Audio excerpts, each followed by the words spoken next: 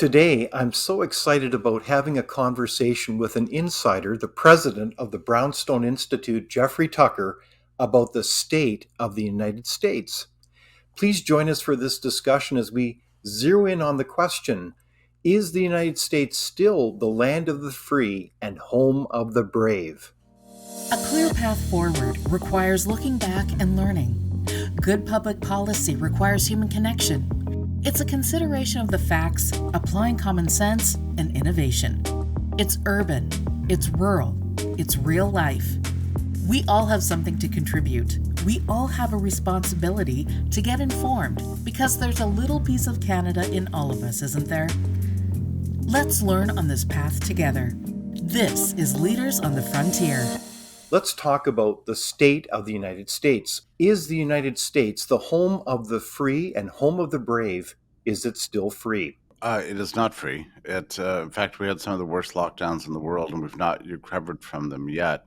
On March 13th, 2020, the National Security Council was put in charge of our COVID response. And I do think that was a striking departure from everything that Americans stand for. The Bill of Rights became moot. The courts didn't function. We weren't allowed to go to church. We couldn't. We even had internal travel restrictions. Like nothing that ever like this had ever happened in American history, where suddenly rights and liberties just didn't matter. And the extraordinary thing about that is that while all these controls seem to be gone, the locus of power has not shifted back to a citizen-based government again. Or the administrative state is still solidly in charge, and they can do that to us again and much worse if they want to. And there's very little efforts underway to fix this problem. So Americans really do have a sense of having lost control of their country and lost control of their destiny. The old patriotic songs we used to sing about home of the brave and free and all that stuff, it just don't seem to resonate anymore. And there's a lot of hopelessness in this country. It's a broken culture, a broken society with a broken political system. Wow. And we're headed straight to recession right now. So it's destined to get worse before it gets better. Jeffrey, I know that you have very much not only an American perspective, but an international one as well. So, if I may ask you, why did Canada, nations such as Canada, among so many others, go Mhm. along with this kind of mimicking, in many ways, the U.S. reaction to COVID-19? Like, Yeah, that who was, ever and knew? I think you described it well. It was a mimicking of the U.S. I mean, once the U.S. did this, then it sent out the signal to statesmen all over the world, you should do this too. Mhm. And that's a major reason why Latin America locked down, and a major reason why Canada, and then finally Britain locked down. Mhm. Really, uh, just unbelievable calamity. Well, from my perspective, seeing Canada go this direction, and for that matter, Australia and New Zealand too, a lot of the Commonwealth countries did this, was really disappointing Mhm. because Canada has typically avoided all the bouts of political hysteria that you see in the U.S. Mhm. Canada was a great refuge for people during the conscription years of the Vietnam War, when a That's lot right. of Americans went to Canada because Canada had this reputation for being a peaceful country Mhm. without a lot of weird frenzies, where Right. you have freedom and rights. I mean, sort of the social, the more welfare state policies, and Mhm. socialized medicine, that sort of thing, but You're just more generally civilized, respect, Jeffrey. yeah, generally respecting people's rights. So to see Canada go this direction was kind of devastating. And then Canada, uh, uh, kept the lockdowns longer than the U.S. Mhm. and actually became more extreme in its violation of civil liberties and civil rights and freedom of speech. And we saw what happened to the truckers. Mhm. So that was devastating. I think for me and for many people, Americans look to Canada to be a normal country, Mhm. a happy, peaceful place where everybody's nice and where weird things don't happen. That's why Americans think of Canada. It's quite remarkable, that perspective. So, speaking of the trucker convoy, the Freedom Convoy, What kind of impact do you think that made in the United States and elsewhere?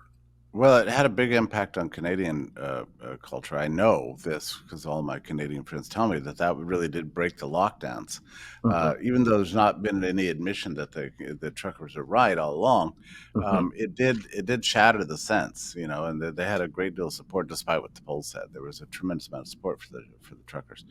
And in the U.S., I mean, the truckers, had a huge popularity here in the U.S. too. So it had a big impact. So in many ways, the truckers just kind of sent up a warning to the whole English speaking world that we're not going to put up with this stuff, that we're regular working men and women, and you're taking our rights away, Hmm. and we're not going to go along with it. That was a very important turning point, I would say, for the U.S. For sure. Hmm. Um, the truckers did attempt some rallies in the U.S., but not as successfully. Hmm. Partially, the reason for that is that the crackdown in Canada was so brutal, particularly the confiscation of assets and the freezing of bank accounts and that kind of stuff. A lot of Americans just got scared. Yeah, So, but I think I think when you're the right. history is written, the Canadian the freedom the freedom protests of the truckers in Canada really did kind of, it was a turning point, a real save. They were the saviors of the world. They took a lot of risks, but they did it for reasons of principle. It's really truly inspiring, and I think it's also kind of amazing because, ironically, the prime minister instituted these mandates on independent truckers, and there didn't seem to be any evidence or issues with health concerns with them. To Right. this day, we can't find any. Mm. And clearly, in retrospect, it's very clear that there were communications showing that this was a kind of a cynical, dare I say, political wedge strategy to try to vilify a certain group of society, so that you could then further position the prime minister and their government as being safeguards of public health safety, when in Yeah. fact that's not what it was about. It was a political strategy, and I think that that kind of vilification of that population was incredibly unjust, and I think that was also another wake up call, I think, for many Canadians and people around the world, quite frankly. Hmm. Hmm. Yeah, and I assume there's going to be some political fallout from this. In fact, we've only begun to see the political fallout. I mean, I think Trudeau is not as popular as he once was, but it's more than that. Canadians and Americans are deeply suspicious of the entire administrative state apparatus and what their plans are for Hmm. us for the future. So I think the political fallout from this thing is, we're just beginning to see it. I mean, they're not going to make it go away. They can't Yeah, make it go away. I that's was right. at a rally yesterday for Robert Kennedy Jr., who's thrown his hat into the presidential Hmm. ring. He's already polling at 14% among people who voted for Biden Wow. in 2020, and his speech was very compelling. There were 3,000 people there, and they couldn't have fit any more in. If they could have, there would have been 10,000 or 20,000 people there. It was very powerful, and he's making the COVID response really at the very center of his campaign, Isn't and that and something? and trying to bring back a sense of old fashioned you know 1950s 1960s style American patriotism. Mhm. So there's a So lot of this is people that are Robert drawn to him. Kennedy Jr., who's announced his presidential campaign just recently. Yeah. So you would see him as an interesting candidate within the Democratic Party today when he's Yeah. polling at, you said, 14%. Yep, yeah, and it's just going to go up from there. He's very articulate, and he's seeking a vision that a lot of people are really rallying around, which is to stand up to the bureaucracies, take back the country from the Mhm. administrative apparatus, bring home the troops, start caring for the middle class instead of conducting these policies that only benefit the very Mhm. rich. It was a very compelling speech. It lasted nearly 2 hours, and the whole room is electrified by his presence. Isn't that So something? I, yeah, so he could be leading a real revolution within the Democrats too. I mean, we tend to forget this, but average Democrats do not support what the Biden administration is doing. Sorry, can you repeat that? I think a lot of Canadians would be shocked to hear that. Yeah, the Democratic Party is very diverse, and it doesn't just consist, as Robert Kennedy said, of neoconservatives with woke bobbleheads. That's why he put it yesterday. It was a hilarious line. And most Democrats, love their country and support the working classes and poor and the middle classes, and just want their rights and freedoms back. So, um, RFK's entry into this race is enormously disruptive. I mean, he's the son of Robert Kennedy, who was shot Yes. in 1968, and the nephew of John F. Kennedy, who Hmm. was shot in 1963. So he's got, a little bit. He's got the look and feel of a crown prince, really, in a Hmm. monarchical sense, Hmm. and he talks a very good game. I mean, he really is very impressive, and he says that his campaign is all about you know the truth instead of the lies from the mainstream media and the government we've been getting for 3 years. So it's very compelling. And, I think we still have some semblance of democracy in this country, as far as I know. And his election could really take off. Now he's been attacked, brutally by the mainstream press. But that same kind of thing played itself out in 2016 with Trump, and Trump won anyway. So if could that same thing happen to the Democrats? I mean, maybe. We'll see. So, one of the revelations that we found through this last few years has been the world of censorship and the Mhm. censorship industrial complex, if you will. It's really quite stunning. So, to cut to the chase, so Elon Musk's purchase of Twitter and all the associated Twitter files, did Elon Musk buy a crime scene? Well, what he found, he thought he was buying a business, and instead he found that it was a surveillance tool for the government. He just couldn't believe it, so he ended up, firing 80%. 4 out of 5 employees Isn't that uh, are remarkable? are just gone from the place, and he's doing his best to turn it into a free speech platform. It's really the only mainstream social media that's not completely crawling with FBI agents at this point. Hmm. No, So, I think most people, my anecdotal conversations with so many Canadians, I think many people are frankly not aware of this censorship reality that at the yeah, core of it, based again in the United States, you have most of the social media platforms deeply censored, yeah. search platforms, everything. And then you have the mainstream media, which largely beams into Canada. So a lot of Canadians get a steady diet of mainstream media, let alone from their own media that has largely been funded by the federal government. You have a great deal of censorship and manipulation of virtually everything. It's really Mhm. quite stunning, isn't it? And Twitter is now the only mainstream platform that is not subject to that level of control, and I hope it lasts. I mean, Hmm.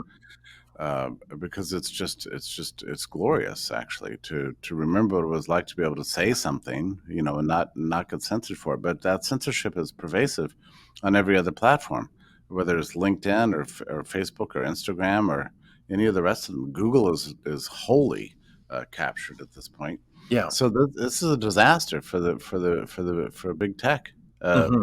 We didn't know going into this whole thing just how closely tied big tech was to big government and big media. Now we see them all as united in a pro censorship, sort of uh, propaganda effort, just a big hegemon designed to control the public mind.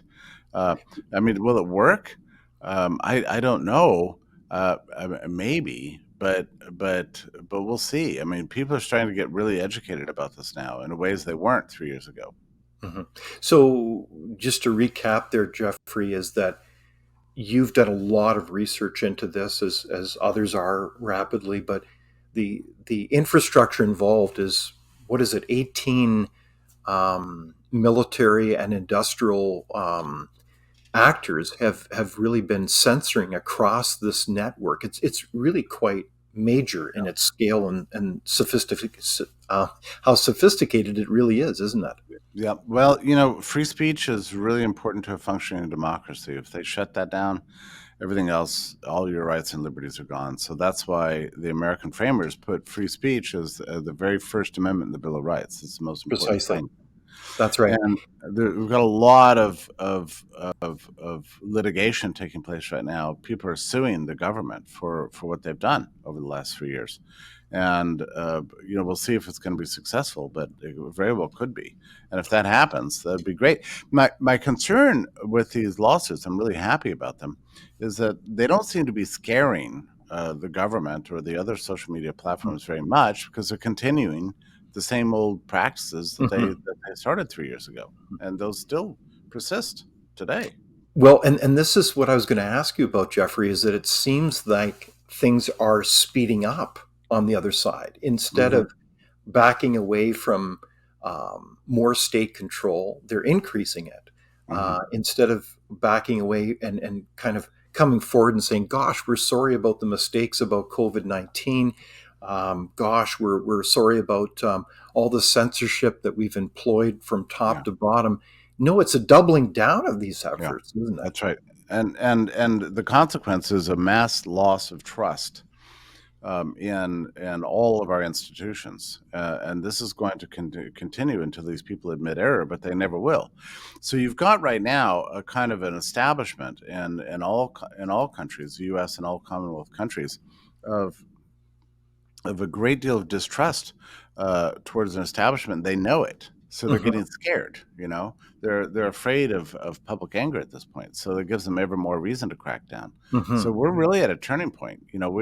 We're really at the point of. And I feel like I'm quoting RFK from his speech yesterday, but we have to decide, what kind of people we are. Do we have rights and liberties and a normal functioning democracies, Hmm. or are we just going to plunge into this dystopian world of mass surveillance and population controls, in which the real rulers are not people you elect, but the very rich working with deep state administrative bureaucrats to destroy any semblance of democracy, the rule of law. That seems to be what's going on. So this is a real turning point for all countries. I mean, we have to decide like right away, or else it's going to be too late. No, I agree. So we really are at a turning point, a fork in the road, if you will, in Hmm. terms of what kind of nations we're going to be. And it really begs the question then, how do we renew our countries, keeping in mind those kind of foundational assumptions that have made our country so successful, like the rule of law, for instance. It's Yeah. truly remarkable. Well, and the part of the pathway is, speaks to your comments earlier about the truckers. They were passionate enough and naive enough to stick their necks out and stand up for right and wrong, for truth, and they were enormously successful by any standard. So you're going to have this more and more. These people just saying, "Look, I want to hand off the country of my birth to my children, that's still free and functioning and prosperous." And if and I in order to do that, going to have to take certain actions. I'm going to have to really start caring about the future and be hopeful that something can change. I see that there will come a tipping point politically in both Canada and the U.S. and around the entire West, where we're going to have to stand up and say no to this, to what's happening to us.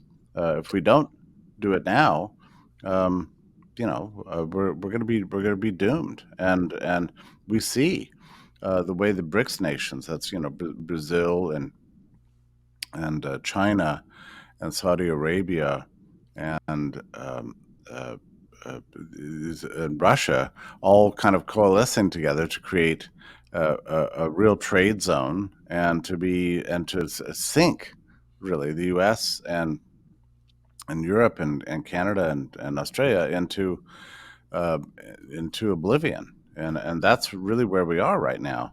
And for the first time, it seems like they can actually succeed. So we've got to get our act together, like fast. And the way to do it is it's not too complicated. We just have to rally around the core principles that have built these nations into powerful, functioning, prosperous democracies in the past.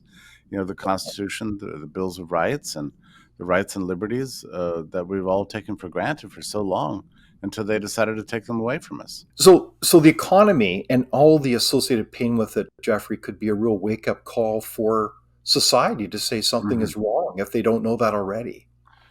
Right. And now, historically, when you enter into, with a politically divided country and a shattered people who are in very ill health as a result of lockdowns, going into an economic inflationary depression at the same time, that usually doesn't end well, you know? Mhm. So Oh, this brutal. is this is the worry. So Uh, this is why we need yeah. a really good leadership right now, and we do have those people out there. I know Canada has some good leaders, political leaders that are in the wings. You know, they're Mhm, marginalized and attacked and denounced by mhm, the mainstream press, but they're good. And the U.S. has several voices out there now with Ron mhm, DeSantis and RFK now, mhm, but it's not enough. But it's a mhm. start, and at least gives some measure of hope. An important point that you referenced was the state of the Democratic Party in the sense that Mhm. it is very different than a Democratic Party that many Canadians would think of it as in the past, like the party of JFK as an example. Mhm. So the party, as you described it, if I was listening carefully, you said is almost like an extension of the managerial state. What did you mean by that? The party elites, the Democratic National Committee, has been basically a marionette, just a cover for the public sector unions and the administrators of the government. And that's what it is at the top. Now, at the grassroots, the Democrats still believe in things like freedom of speech and defending the working class interests and in favor of spreading Hmm. prosperity to all classes and races and that sort of thing. But at the top, it's just become entirely captive of major corporations and technology companies and big farm above everything else. This makes a lot of Democrats really very uncomfortable. You think during my lifetime the Democratic Party has never been allied so closely with big business. Hmm. That's completely different from what it used to be. Another thing that's really affecting the Democrats right now is what's called woke ideology. Hmm. The rallying around all these cultural hot button issues like trans rights Hmm. and telling regular Americans that they can't be proud of American history, that the founding fathers were all monsters. All this kind of extreme left wing rhetoric that's Hmm. never been part of the Democratic Party. Democrats are the party of Clinton and Carter and Hmm. JFK. So this is they're having this new perspective on life. It's woke ideology. So the Democrats could be the next party that would be disrupted in a similar way to the way the Republicans were in 2016 when Trump came along Hmm. and basically wiped out the Reaganite uh, attitudes of the past. He reshaped the party according to his image. It's very possible the same thing could happen to the Democrats if we still have democracy and if public opinion still matters. We've examined so many areas around the state of the United States, from media to censorship and freedom of speech rights, the economy. The word tyranny comes to my mind. Mhm. I think of John Locke's book, The Second Treatise on Government, and if memory serves me correctly, on chapter 18, there's so many references around tyranny. Are we are we tilting towards? And I'm trying not to sound too dramatic or indeed Mhm. depressing, but are we tilting towards a tyranny, Jeffrey? Well, I don't know what other term to use. I mean, despotism, Leviathan by big tech, big media. I mean, there's a lot of terms that you could throw out there, but Hmm. it's inconsistent with any traditional understanding of the word freedom. I mean, John Locke's Second Treatise on Government is a great book, and everybody should read it. What you'll find in there is the first template for the Declaration of Independence, where Thomas Jefferson and his colleagues just said flat out, when a government doesn't serve the people's interests and they've sent swarms of bureaucrats to eat out our substance, we have the right to change that government, to abolish the existing structures and to put in place new ones that are consistent with God-given rights. That's what Thomas Jefferson wrote. Indeed. He was Yes. he wrote that based entirely on his reading of John Locke's great book. So these are the kinds of books we need to revisit and and act on and believe in again. Indeed. So, as we look to the future, as we look to renewing the myriad of institutions that need to be renewed, that we've talked about, what are the recommendations for actions that we can all take, particularly citizens? I think the most important thing that regular citizens need to do is to learn to take care of their own lives and their families and their communities first. That's more important than any political action. Getting involved with your local merchants, giving them your business, making friends at your houses of worship, really becoming very active at the local level and talking to people, frankly and truthfully, about what's happening to this country. I mean, we've got a chance right now to maybe make a difference and stop this inexorable decline. But it's only going to happen with people working together and talking to each other and having open conversations, not isolated lives where you're sitting at home alone on your laptop all the time. You need to get out there, support your local merchants, talk to people, and forget about these partisan divides of the past. Yes, we're always going to find points of disagreement, but surely, as people of the West, we can agree that we, the people, should be in charge of the government and not the reverse. And if we can just agree to that, we'll have taken huge steps to disable the Great Reset and to maybe give us hope for the future. Well said. Jeffrey Tucker, I'm so glad that you could join us and we could have this far reaching discussion about the state of the United States. And thank you so much for your research and leadership in so many respects. Thank you. It's a pleasure to be here. Thank you. Thank you for watching Leaders on the Frontier. We're a nonpartisan think tank. We explore ideas, policy, and practical solutions that can make a difference in the lives of Canadians. We do not accept any government funding. We work for you. Thank you for supporting Frontier. Visit fcpp.org to give. While you're there, be sure to check out our latest articles and research. Without open discussion and debate, you're not thinking, nor are you free. Comment below. We'd love for you to join the conversation.